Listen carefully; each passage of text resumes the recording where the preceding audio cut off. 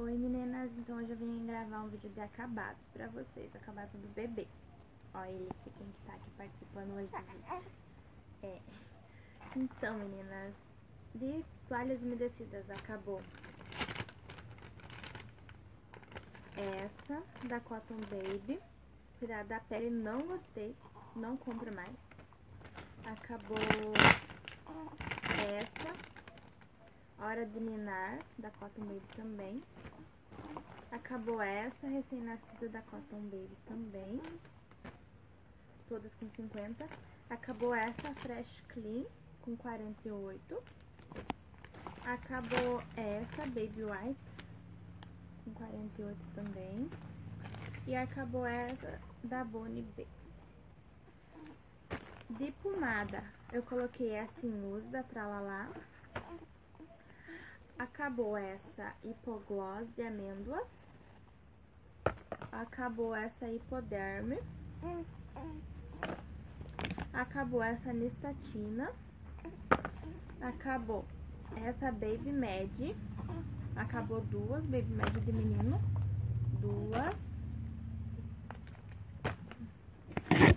Tô descartando esse kit da Neopan, né? Kit manicure pro bebê.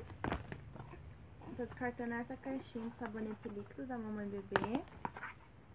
E essa da loção hidratante. Acabou de fralda. Acabou essa da Cremer M com 40. Acabou essa da Looney Tunes com tamanho M com 40. Com 20, quer dizer, desculpa, com 20. Acabou essa da Baby Sec. Baby Sec. M com 28. Acabou essa Pampers. Com 32, da Super Sec.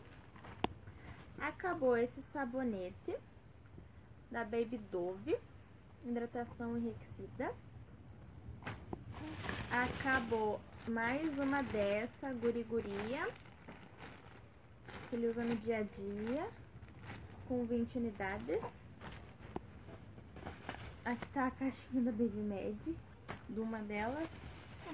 E acabou mais uma pomada da Pantodex. Acabou esse